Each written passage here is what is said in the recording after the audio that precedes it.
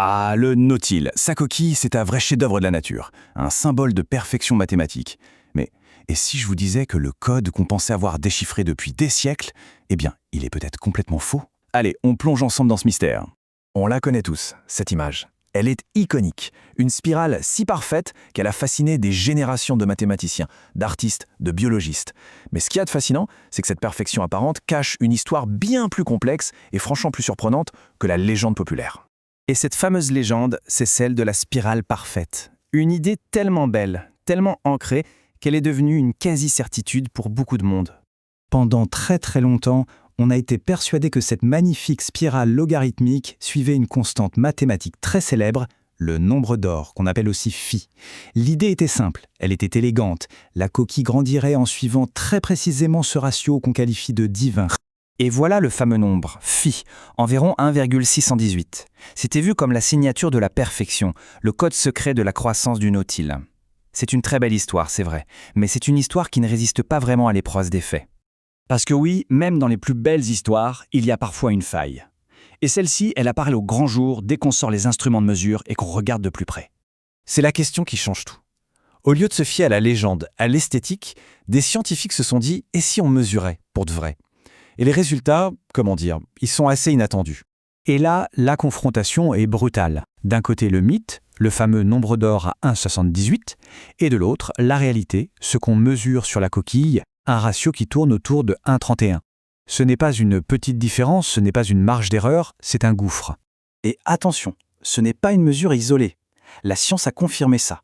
Dès 1999, Clément Falbo a trouvé un ratio moyen de 1,33. 20 ans plus tard, en 2019, Christopher Bartlett enfonce le clou avec une moyenne de 1,30 calculée sur 65 coquilles. La conclusion, elle est sans appel. La croissance du nautile est bien plus lente que celle d'une spirale d'or. Alors, quel est son vrai code? C'est justement pour répondre à cette question qu'une nouvelle théorie absolument fascinante entre en scène. C'est la théorie du sablier de Jean-Claude Pérez.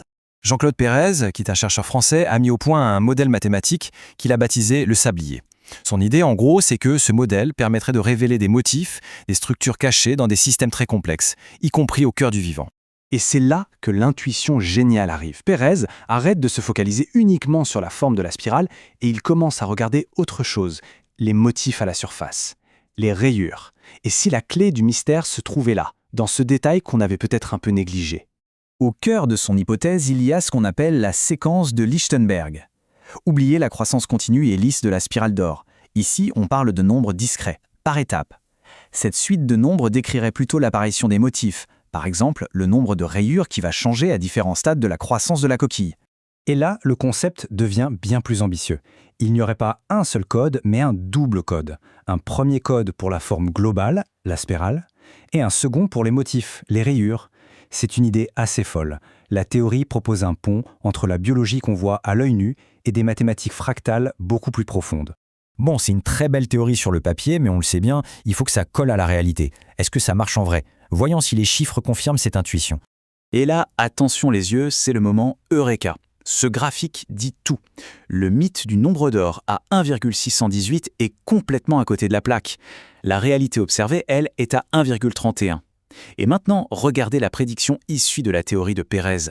1,328, c'est incroyablement proche. Mais alors, d'où sort ce chiffre magique 1,328? Eh bien, c'est là que ça devient vertigineux. La théorie de Pérez le fait découler d'un pont de résonance mathématique, un rapport entre deux nombres clés. 85, qui vient de la séquence de Lichtenberg liée au motif, et 64, qui correspond aux 64 codons de notre code génétique. C'est le moment où la biologie et les maths se rejoignent de manière spectaculaire. Et cette connexion nous amène vraiment au cœur de l'idée, ce concept d'un double code dans la nature qui gouvernerait en même temps la forme et le motif. L'idée, c'est donc que la coquille ne se contente pas de pousser en spirale, c'est comme si, en même temps, elle se décorait en suivant une autre logique mathématique qui est parallèle mais connectée à la première. La forme et le motif ne seraient pas deux choses séparées et aléatoires, ce seraient les deux faces d'une même pièce. Et concrètement, ça donne quoi sur la coquille? C'est ça qui est bluffant. Au début de sa croissance, on observe que le nombre de rayures du nautile est autour de 21, le 5e nombre de Lichtenberg. Plus tard, au milieu de la coquille, on se rapproche de 42, le 6e nombre. Et sur la partie externe, les motifs deviennent si fins et complexes qu'ils tendent vers 85. La théorie semble parfaitement collée à l'observation. Mais le point crucial à comprendre, c'est que le Nautile, au fond, n'est qu'un exemple. Ce que ce double code suggère, c'est un modèle potentiellement universel, une sorte de clé pour comprendre comment des formes complexes émergent dans la nature, en reliant la génétique, la géométrie et les mathématiques. Et tout ça, ça nous laisse avec une question assez vertigineuse. Si un plan aussi complexe et élégant est caché dans une simple coquille de nautile, où d'autres pourrait-on trouver de tels codes? Ça ouvre une perspective incroyable. La nature pourrait être écrite dans un langage mathématique bien plus riche et subtil que tout ce qu'on avait pu imaginer.